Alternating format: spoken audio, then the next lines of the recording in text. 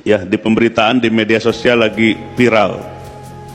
Ada ustadz katanya, ya mubalik katanya, yang merendahkan tukang asong bukan.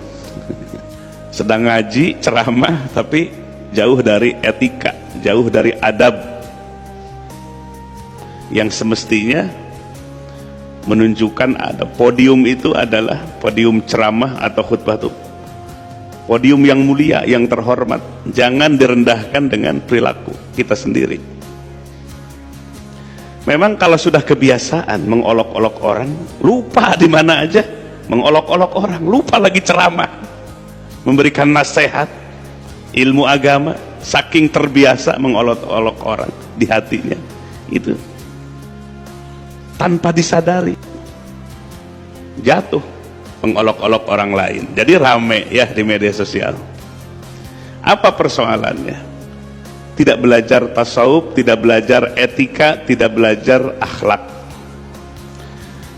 Makanya salah satu faktornya itu pendidikan semenjak kecil. Nih di pesantren-pesantren, khususnya di daerah Jawa Tengah, Jawa Timur, kalau lahir anak kiai disebut apa manggilnya? Gus, Gus gitu.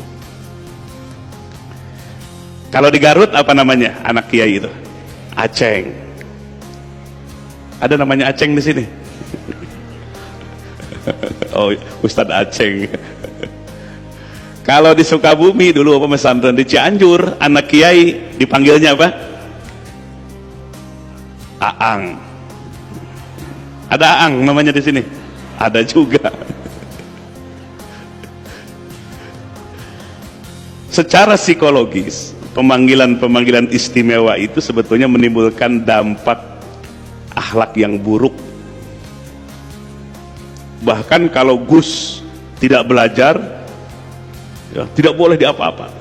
Kalau Gusnya nakal, jangan dimarahin. Itu dalam ilmu pendidikan salah itu. Dan itu sudah membangun kasta namanya. Kasta seperti dalam agama Hindu ada Brahmana, ya, kasta tertinggi, kasta menengah, kasta terendah. Anak kiai itu Gus, Gus, terhormat. Nakal pun jangan diapa-apain. Akhirnya apa yang terjadi? Mentalnya itu jadi lemah, disanjung-sanjung, disanjung-sanjung. Jadi mentalnya kolokan. Apa kolokan itu? Manja. Dipanggil-panggil Gus, diistimewakan, salah pun tidak boleh diapa-apain, tidak boleh dihukum. Itu menjadi mental yang lemah, manja. Maka alhamdulillah di pesantren Indonesia nggak ada gus-gusan, nggak ada aceng-acengan, nggak ada aang-aangan, nggak ada iing-iingan juga. Mana anak bapak nih yang pesantren, angkat tangan mana? Salah anak bapak, hukum sesuai dengan aturannya, ya. Jangan dianak emaskan, jangan dapat keistimewaan. Itu akan mempengaruhi psikologis anak.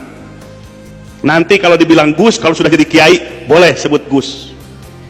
Ini baru lahir, Bib, Habib, dihormat-hormat, disanjung-sanjung. Nanti bilang Habibnya udah jadi ulama besar, ulama zohir batin, berakhlak mulia, boleh disebut Habib, boleh disebut Gus. Ya, jangan merasa bangga dengan keturunan. Ulang lagi nih, etika soalnya. Jangan bangga dengan keturunan. Kita semua mulia, keturunan Nabi semua. Betul nggak? Nabi siapa? Nabi Adam. Dimuliakan manusia yang berbeda-beda sukunya, rasnya, bangsanya.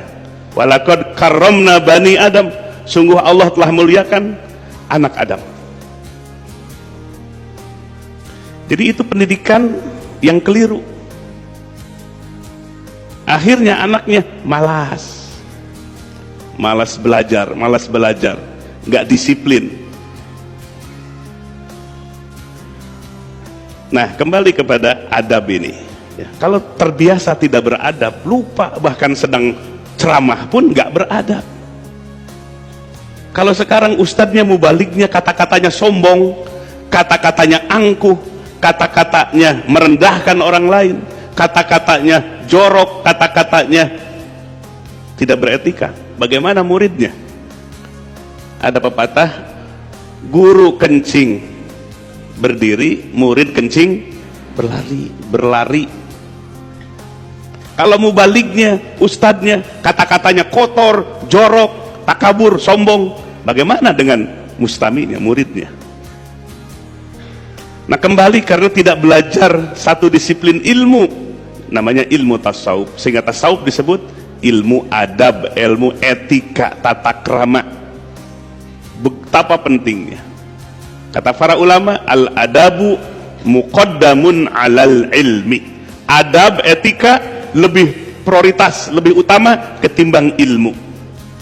Kalau mengedepankan ilmu, merendahkan adab seperti setan, seperti iblis. Iblis pinter nggak? Pinter. Dulu dosennya malaikat. Iblis itu dulu namanya Azazil, posisinya dosen para malaikat. Kalau dosen pinter, pinter tapi tidak beradab.